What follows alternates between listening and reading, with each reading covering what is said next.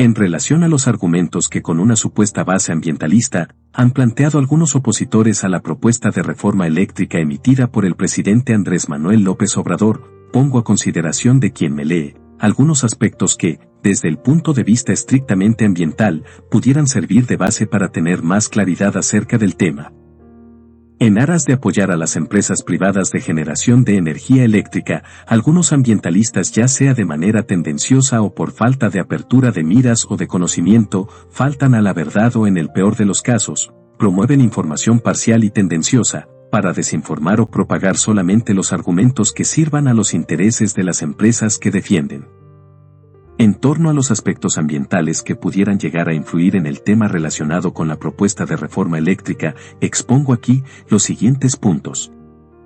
Número 1. En los 90 tardíos, en la región de La Ventosa, Oaxaca, la Comisión Federal de Electricidad desarrolló el primer proyecto de energía eólica, La Venta 1, en tanto trabajaba simultáneamente con incipientes proyectos de generación de electricidad a partir del biogás procedente de los residuos municipales y otros más con tecnología fotovoltaica. Sin embargo, estos fueron frenados para dar paso a la instalación de parques solares y eólicos de empresas transnacionales. En lo personal, me tocó colaborar desarrollando estudios de factibilidad ambiental para esos proyectos de la CFE. Número 2. Es un hecho que, la generación de energía a partir de aerogeneradores o celdas fotovoltaicas contamina menos que la generada mediante el uso de gas natural o combustóleo. Sin embargo, los detractores de la reforma eléctrica han tratado de engañar sistemáticamente acerca de ello, pues las posibilidades que tiene la CFE para generar energía no están representadas en su totalidad por plantas que utilizan combustibles fósiles, independientemente de que hoy en día existen alternativas tecnológicas para controlar las emisiones procedentes de fuentes fijas como son las plantas termoeléctricas y de ciclo combinado. Número 3. Si bien la regulación ambiental mexicana es perfectible, la operación de las plantas generadoras de la CFE cumplen con las disposiciones legales ambientales que les aplican. Las emisiones de partículas sólidas a la atmósfera específicamente, un tema que para algunos de los detractores de la reforma eléctrica resulta preocupante, están reguladas por los parámetros de la norma oficial mexicana NOM 043, Semarnat, 1993 que, si bien es un instrumento al que le hace falta actualizarse, su promulgación y propuesta no depende de este gobierno, sino más bien de aquel que estaba vigente en el sexenio 1988 a 1994. Número 4. En el marco de la gestión ambiental, las plantas generadoras de electricidad que utilizan combustibles fósiles han estado implementando las medidas de control aplicables, lo cual se ha demostrado mediante su incorporación al Programa Nacional de Auditoría Ambiental, impulsado por el Gobierno Federal desde 1992. Y más allá de los certificados de energía limpia que hoy tanto defienden los detractores de la reforma, dichas plantas han obtenido su certificado de industria limpia, lo que significa que cumplen con las regulaciones ambientales que les aplican y las buenas prácticas de operación e ingeniería, lo que sería más que suficiente para posicionarlas como instalaciones ambientalmente certificadas.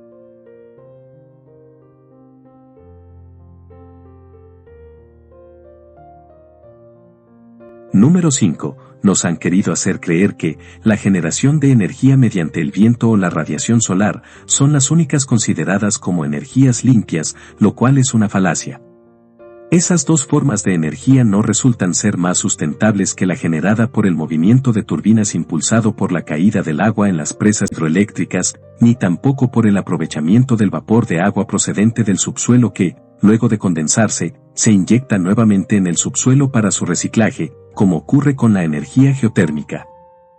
Número 6. Haciendo un comparativo, la generación de energía eólica o solar no es más sustentable que la hidroeléctrica y geotérmica, en términos de mantenerse de manera consistente y constante, tal como lo hace la propia naturaleza.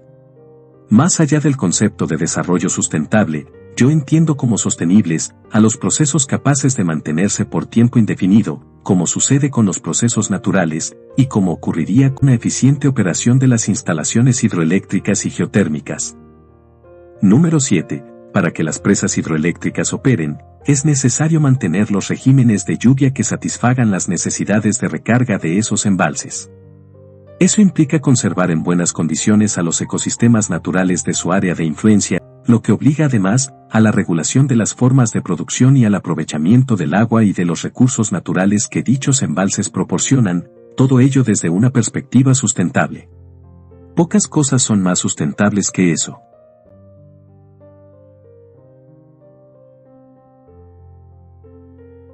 Número 8. En cuanto al cambio climático, la protección de los ecosistemas naturales, preferentemente forestales, en las zonas de recarga y de alta precipitación pluvial como aquellas donde se localizan las presas hidroeléctricas en la riquísima cuenca de los ríos Grijalba y Usumacinta, por ejemplo, es una cuestión ineludible para mantener la capacidad de generación de electricidad a futuro, lo cual tiene consecuencias favorables en la producción de bienes y servicios ambientales y, por supuesto, en la mitigación del cambio climático.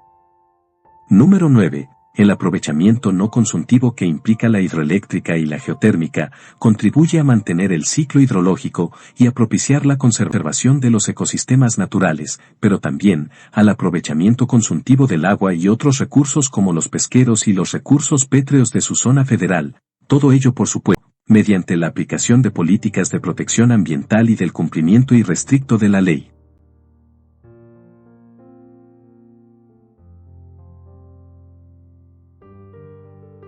Número 10. Aun cuando algunas regiones de México tienen condiciones ideales para la generación de energía eólica y fotovoltaica, apostar únicamente por la generación de electricidad utilizando medios que dependen de condiciones ambientales fluctuantes, como son la velocidad del viento y la insolación, hacen que las posibilidades de generación no sean continuas y por tanto confiables, pues esta disminuye o se detiene cuando la velocidad del viento no es la adecuada o bien, durante la noche o en situaciones de alta nubosidad respectivamente. Lo anterior se complica si consideramos que, hasta ahora, no es posible almacenar la electricidad generada por esos medios. Número 11. En la dimensión social, cabe decir que el posicionamiento de aerogeneradores de empresas privadas en la zona de La Ventosa, Oaxaca por ejemplo, ha dado lugar a abusos en el uso del suelo, así como a marginación y descontento de los arrendadores de los terrenos que ocupan, pues no todos están recibiendo las contraprestaciones que se les prometieron por la venta de esos espacios. Supongo que esto no es relevante para el diputado Gabriel Cuadri, uno de los detractores de la reforma eléctrica, quien alguna vez expresó que México sería mejor si no tuviera que cargar con Guerrero, Oaxaca y Chiapas, entidades las dos últimas, en las que paradójicamente se generan grandes proporciones de la electricidad limpia que abastece al país.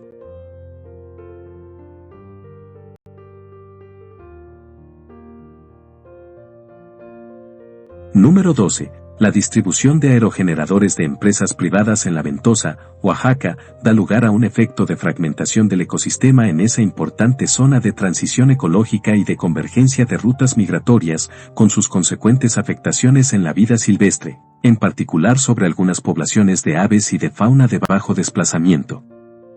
Número 13. El paisaje de La Ventosa se ha transformado, no precisamente para bien, pues las grandes estructuras de los aerogeneradores y su movimiento le han dado una configuración que ya no es acorde a la estética y a la identidad de los pueblos y comunidades que habitan ahí, comunidades que por otra parte, no han salido de su rezago económico a pesar de la llegada del progreso representado por la modernidad que implica la generación de energías limpias.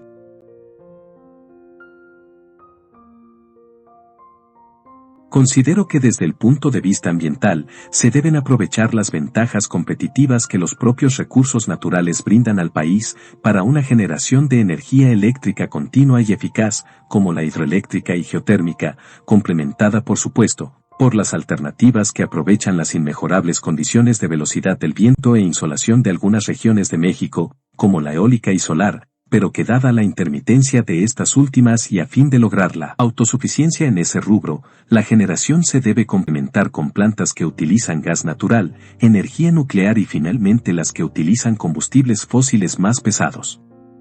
Todo ello, sin dejar de impulsar en el corto y mediano plazo, la generación de energía mediante el uso de fuentes como el biogás que se produce en los rellenos sanitarios o incluso, el gas asociado que se obtiene de la extracción de hidrocarburos, la energía maremotriz y la instalación de paneles solares, para un verdadero autoconsumo doméstico o para su uso en servicios públicos de zonas rurales alejadas de la infraestructura de transmisión y distribución, incorporando por supuesto los avances tecnológicos que apliquen a una generación de electricidad eficaz, segura y barata.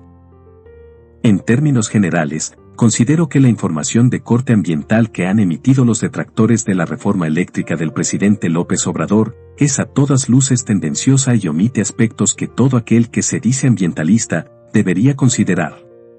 Aún me sigue pareciendo contradictoria, por decirlo menos, la existencia de ambientalistas neoliberales y, a riesgo de parecer de la vieja guardia, me resisto a creer en un ambientalismo que no tenga una visión clara de los ecosistemas y su importancia, que eso mismo no le permita tener un enfoque integral y sobre todo, que no anteponga las condiciones de vida de las personas y otros seres vivos a los intereses económicos de empresas privadas que producen energías limpias mediante contratos sucios.